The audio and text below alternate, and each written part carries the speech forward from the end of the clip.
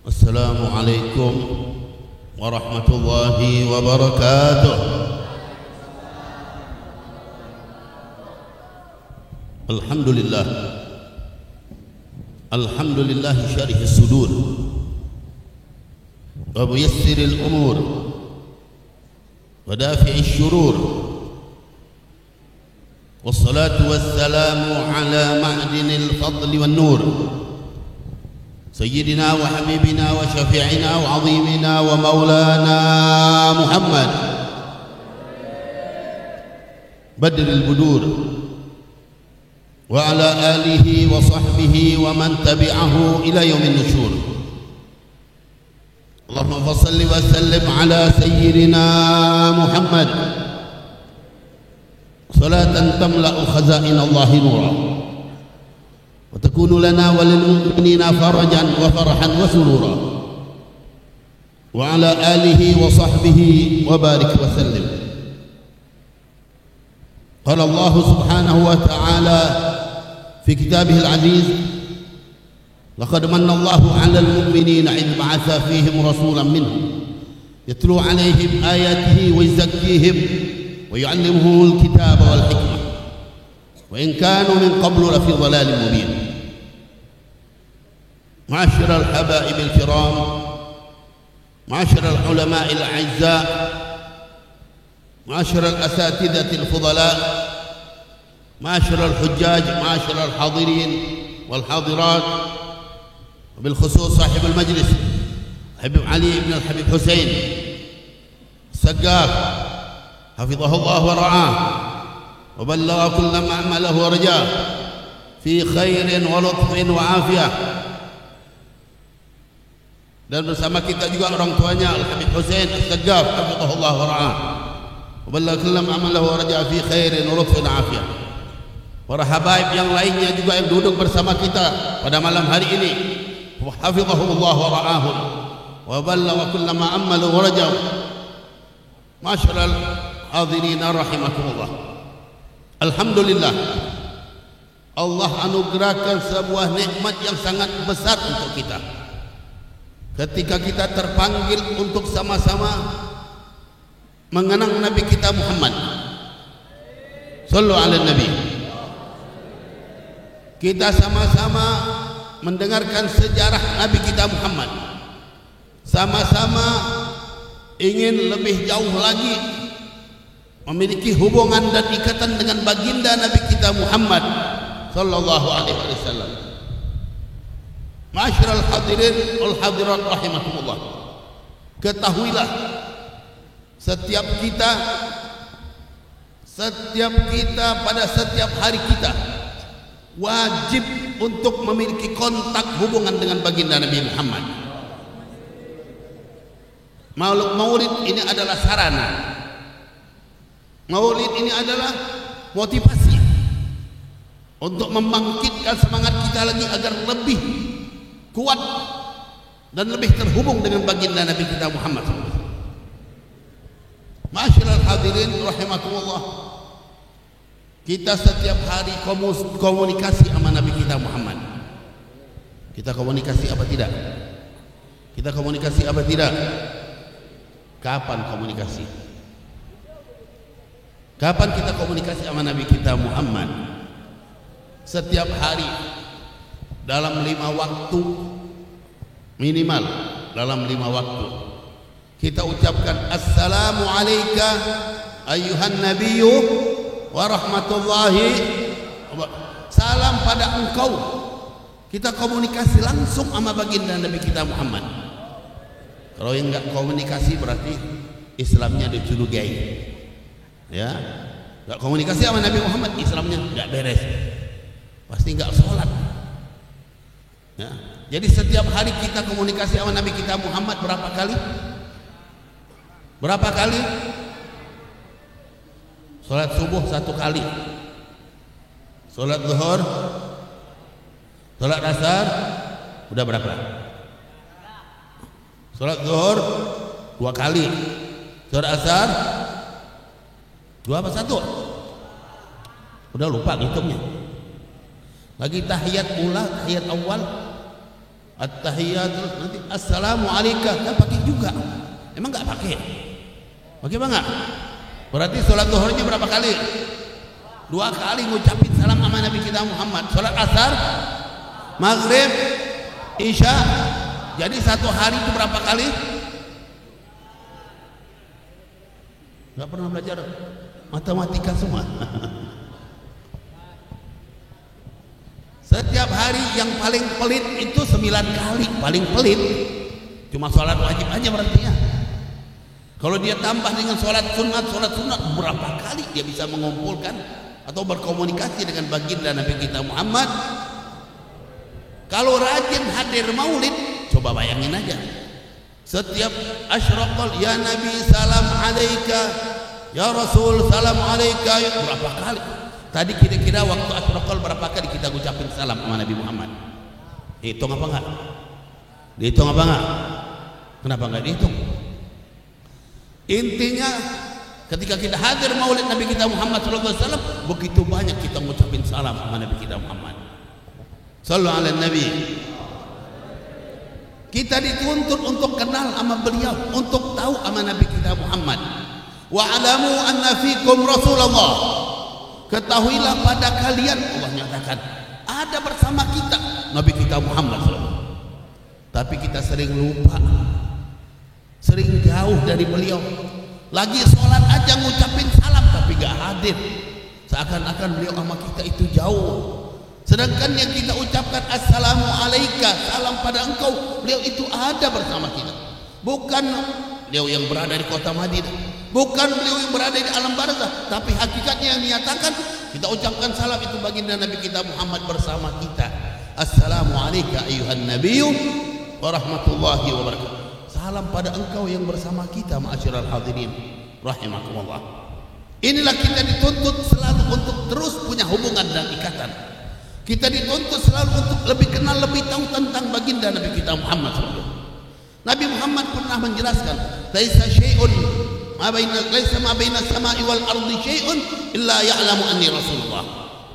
Tidak ada antara langit dan bumi ini sesuatu melainkan kenal aku Rasulullah. Apa saja makhluk-makhluk yang ada ini semuanya kenal Nabi Muhammad itu Rasulullah. Bebatuan kenal, pohon-pohon kenal, hewan-hewan kenal. Apa saja yang diciptakan oleh Allah, pakaian yang kita pakai ini kenal sama Nabi kita Muhammad. Tapi jelek banget pakaiannya kenal, orangnya nggak kenal, mah kebangetan ya. Masyarul hadirin wal hadirat rahimakumullah, itu yang dinyatakan Nabi. Kalau kita sering membaca sejarah beliau, ingat sejarah beliau, bukan hanya lagi manusia, bebatuan tahu sama Nabi kita Muhammad.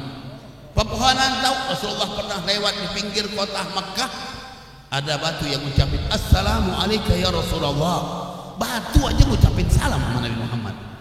Bukan sekedar tahu, tapi batu pun ingin punya hubungan dan ikatan dari Nabi kita Muhammad. Dulu di Masjidin Nabawi Nabi kita Muhammad SAW kalau berkhutbah itu ada potongan pohon korma. Beliau bersandar terkadang pada potongan pohon tersebut. Suatu waktu Rasul dibikinkan mimbar yang baru. Ketika dibikinkan mimbar yang baru, pertama Rasulullah menginjak mimbar yang baru itu, baru saja ingin berbicara menghadap para sahabatnya, tiba-tiba apa yang terjadi? Dalam masjid tersebut terdengar suara rintihan yang sangat menyedihkan, membuat satu masjid pada kebingungan, membuat masjid pada kesedihan. Siapa yang menangis di dalam masjid ini? Siapa yang merintih? Mereka semua tidak tahu. Akhirnya Nabi kita Muhammad SAW turun ke bawah, menghampiri potongan pohon korma yang biasa beliau pakai untuk berkhutbah seperti itu, yang beliau jadikan sandaran untuk berkhutbah. Rupanya potongan pohon korma ini yang menangis. Kenapa ia menangis? Dia tidak mau jauh dari Nabi kita Muhammad, tidak mau terpisah dengan Nabi kita Muhammad. Ketika Rasulullah memiliki mimbar yang baru, berarti Rasulullah akan meninggalkan potongan pohon korma ini. Karena itu ia menangis, sehingga dihampirilah oleh baginda Nabi Muhammad SAW. Setelah dihampiri, didekati, maka Rasulullah menjelaskan kepada para sahabatnya. Rasulullah jelaskan kepada para sahabatnya, apa yang beliau jelaskan? Katanya potongan pohon korma ini tidak mau jauh dari aku. Ketika aku berpindah pada mimbar yang baru ini, dia menangis.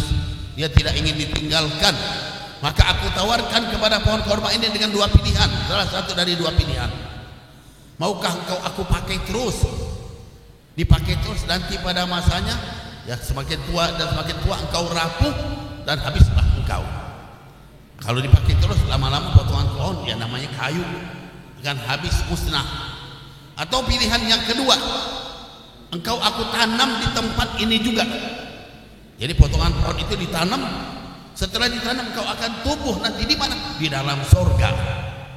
Lalu engkau akan berbuah. Buahmu akan dimakan oleh mukminin, mukminat, muslimin, muslimat, orang-orang yang soleh yang berada di dalam surga. Lalu potongan pohon itu memilih, tanamkan saja aku ya Rasulullah. Dia ingin tumbuh di akhirat nanti. Dia akan tumbuh di dalam surganya Allah. Semoga kita dapat mencoba dari makanan buah kurma tersebut. Amin ya Rabbal. Tidak akan makan buah itu melainkan orang-orang surga yang makan. Masyarul hadirin rahimakumullah. Rasul sallallahu alaihi wasallam pernah suatu hari naik ke Gunung Uhud dengan beberapa orang sahabat, termasuk Sayyidina Abu Bakar, Sayyidina Umar dan Sayyidina Utsman. Beliau nginjak Gunung Uhud. Gunung Uhud ini sebagaimana sabda Nabi sallallahu alaihi wasallam, beliau nyatakan jabalun yuhibbuna wa nuhibbuh. Gunung yang cinta kepada kami, kami pun cinta kepada Gunung Uhud tersebut. Gunung ini cinta sama Nabi Muhammad. Gunung batu tapi tahu dan cinta sama Nabi kita Muhammad. Yang menyatakan siapa? Baginda Nabi kita Muhammad SAW menjelaskan. Sallu ala Nabi. Masyarul hadirin, suatu waktu Rasulullah naik bersama beberapa orang sahabat, Sayyidina Abu Bakar, Sayyidina Umar dan Sayyidina Utsman. Tiba-tiba sampai Rasulullah di atas, gunung itu bergerak-gerak, goyang. Kalau gunung goyang, kira-kira perasaan gimana? Senang apa enggak? Gunung yang goyang, ya. Gunung itu bergerak, goyang. Ulama menyatakan, kenapa gunung itu bergoyang? Karena dia senang.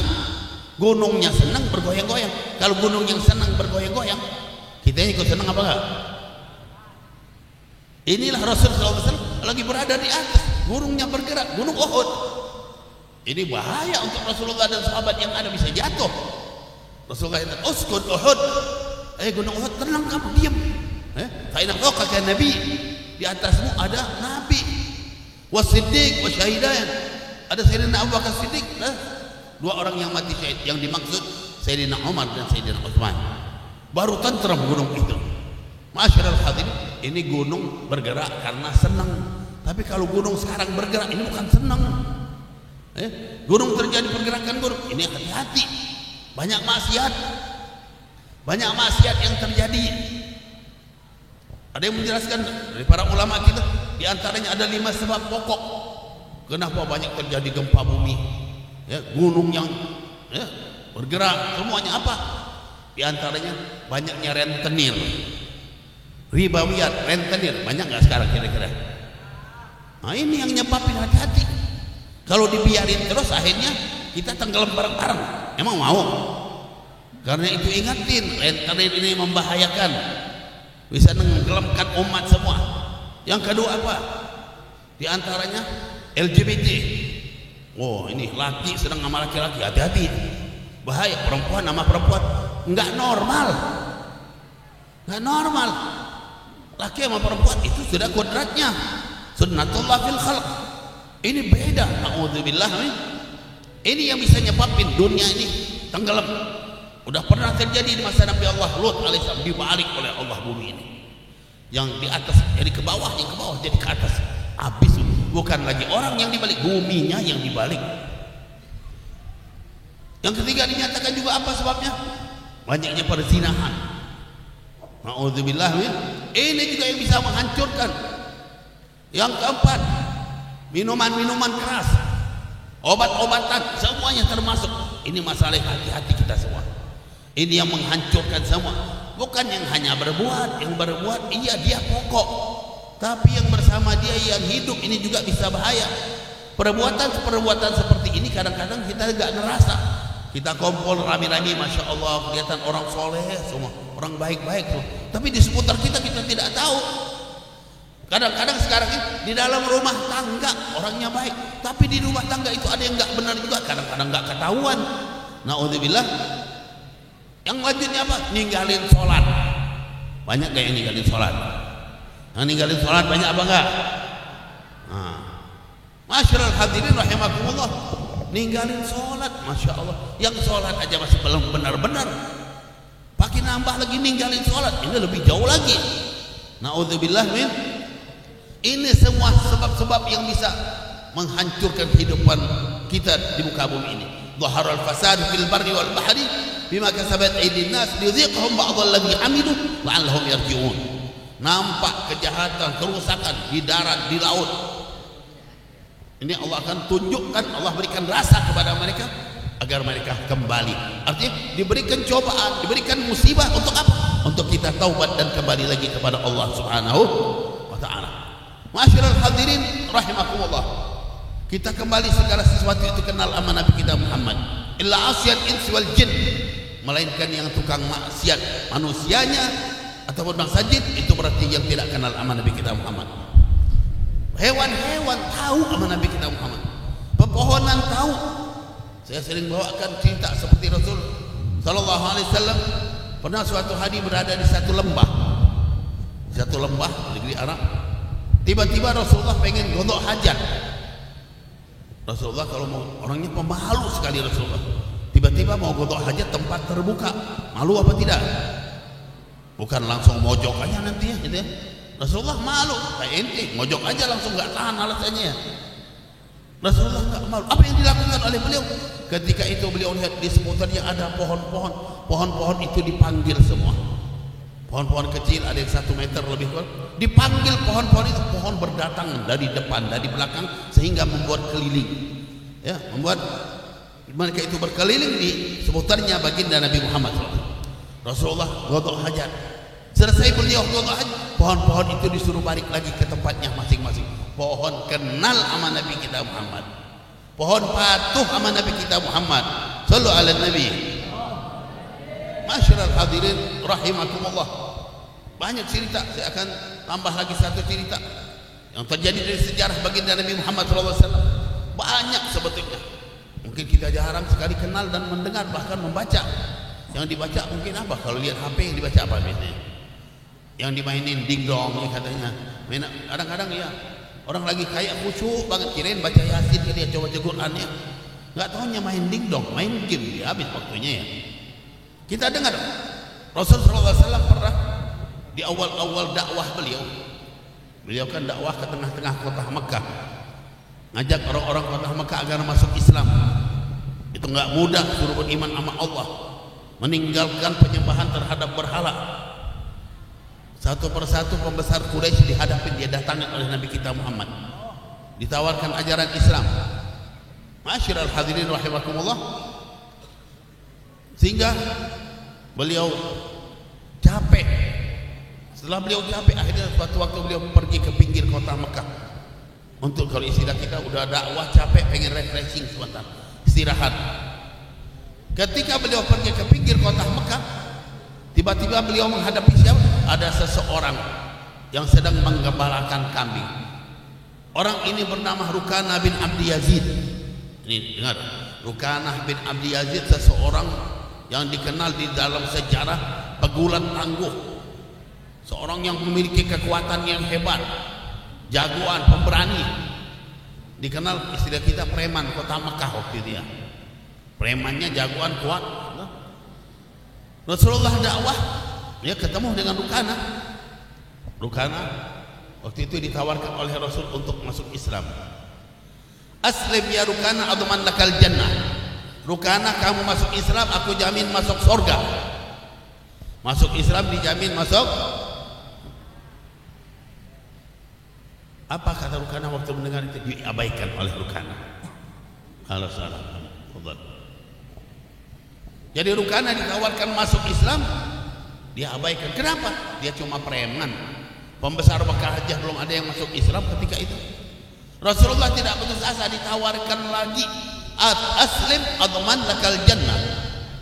Tawarannya enak apa enggak? Enak apa tidak? Halo? Pada kemana ya? Rasulullah tawarkan, dengar ini cerita ya, seseorang pegulat tangguh Rukana bin Abdi Yazid, memiliki kekuatan yang hebat, dinyatakan di dalam kitab sejarah kalau ada kulit onta digelar, diinjak oleh Rukana dengan kakinya, ditarik 10 orang gak bakal lepas dari injakannya. Itu kekuatannya Rukana, disebutkan dalam kutub syiar. Masyiral hadirin rahimakumullah, Rasulullah tawarkan, masuk Islam aku jamin masuk surga. Tawarannya enak apa tidak? Kita dari dulu Islam ada jaminan belum? Ada jamin? Habib Ali jamin enggak? Habib Hussein ada yang jamin? Enggak ada. Ini Rasulullah tawarkan, masuk Islam aku jamin masuk surga. Subhanallah, Rukana enggak peduli. 2 kali sampai 3 kali tetap tidak peduli. Pada akhirnya Rasulullah tawarkan profesinya dia. Profesinya apa? Pegulat. Rukana ini orang kuat, pegulat yang jago. Ditawarkan untuk gulat. Sallallahu alaihi Nabi. Rasulullah ngawani gulat sampai pegulat tangguh di kota Makkah. Masya Allah. Masyiral hadirin, Rukana waktu ditawarkan Rasul, apa kata Rasul? Ya Rukana, kaifa bika idza sara'tuka wa ghalabtu 'alaik ataqbalu ma ad'uka ilaih? Rukana, bagaimana kalau kita gulat dan aku kalahkan kamu? Rasulullah ngomong kayak gitu, gulat aku kalahkan, yang dihadapi siapa? Pegulat tangguh di kota Makkah. Emang Rasulullah pernah gulat, jago gulat, pernah berantem? Rukana aja waktu ditantang dia enggak peduli. Rasulullah kan bukan pegulat, ya istilahnya dia dianggap bukan level. Rasulullah tantang enggak dipedulikan oleh Rukana. Tapi Rasulullah ulang lagi, ditantang lagi sampai 3 kali. Ditantang 3 kali, marah Rukana akhirnya. Dia marah, ayo kata Rasulullah, "Gum idan, bangun." Bangun dia dengan marahnya. Tapi dia tidak tahu siapa yang dihadapi oleh Rukana saat ini. Basyarun lah, enggak pernah berantem, enggak pernah gulat, enggak pernah pukul-pukulan. Ya, enggak pernah Rasul. Tapi jangan dikira langsung orang lemah, orang tidak punya kekuatan, tidak punya kelebihan apa-apa. Inilah manusia yang beda dari semua manusia yang ada. Rukana bangun, marah-marah, kata Rasulullah, baik, dipeganglah tangannya Rasul. Rasulullah berpegang, juga Rasulullah memegang tangannya Rukana. Dia ingin membanting Nabi.